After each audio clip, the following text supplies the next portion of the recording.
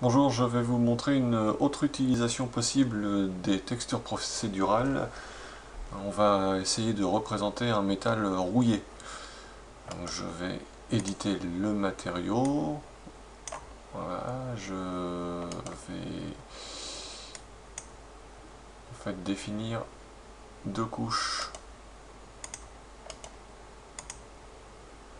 qui vont coexister et dont les poids seront réglés à l'aide d'une texture procédurale.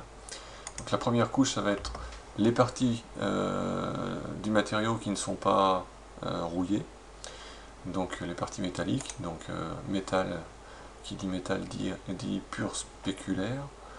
Donc je vais ajouter une couleur, je vais les taper dans les bleus, relativement désaturés, donc plutôt par là, et relativement clair, j'accepte. Je vais matifier un petit peu tout ça, donc je vais mettre une valeur de 15, ça devrait être largement suffisant. Je vais pouvoir cocher ici, voilà, donc ça sont les parties qui ne seront pas ou peu affectées par la rouille. Deuxième partie, la rouille elle-même, donc là on va partir du principe que c'est du pur diffuse, c'est-à-dire pas de réflexion spéculaire, donc quelque chose de parfaitement mat. Donc j'ajoute une couleur, je vais aller taper cette fois-ci dans les oranges, et puis je vais prendre un orange relativement saturé et sombre. Voilà, on va dire que ça c'est bien, on accepte. Voilà, donc pour l'instant les deux couches se mélangent et s'additionnent.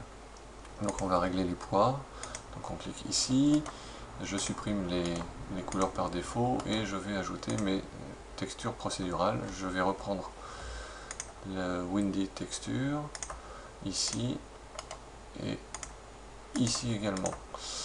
Alors l'idée, bon, on a un premier aperçu, mais bon, c'est pas très joli.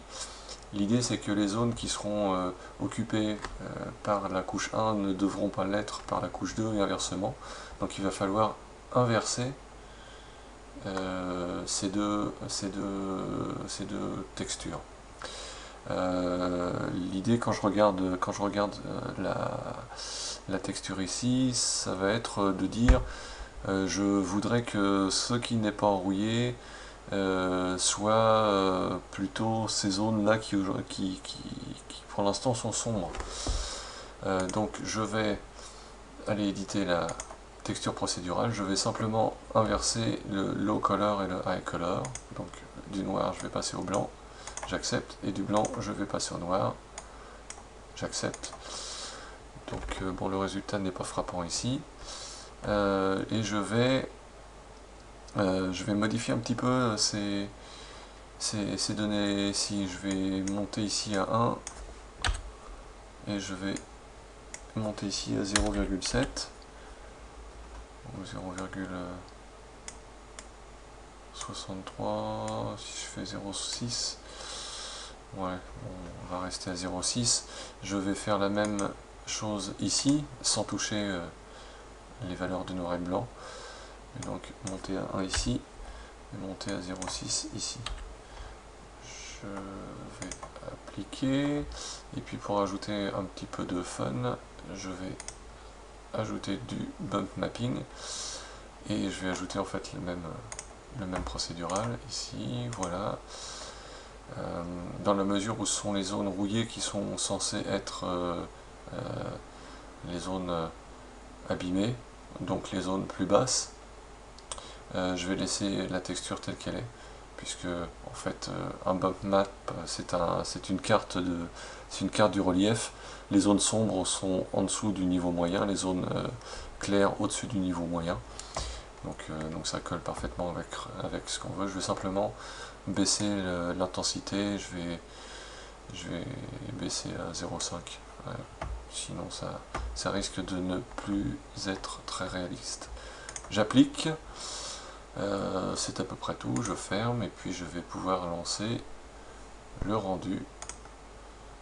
Donc comme d'habitude je garde mon MLT qui donne les résultats les plus photoréalistes.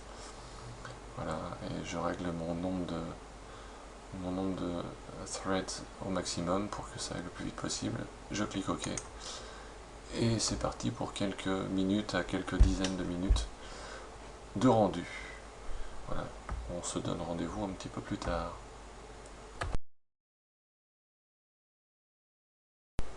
Voilà, on se retrouve quelques dizaines de minutes plus tard, en fait quasiment 1 heure, et voici le résultat. Je vais rafraîchir. Hop, voilà. Donc on constate donc le partage des zones rouillées par rouillées, et puis le relief qui s'applique de manière accompagnée, en fait les zones de rouille. Donc les zones les plus creuses correspondent bien aux zones orange. Voilà, à bientôt.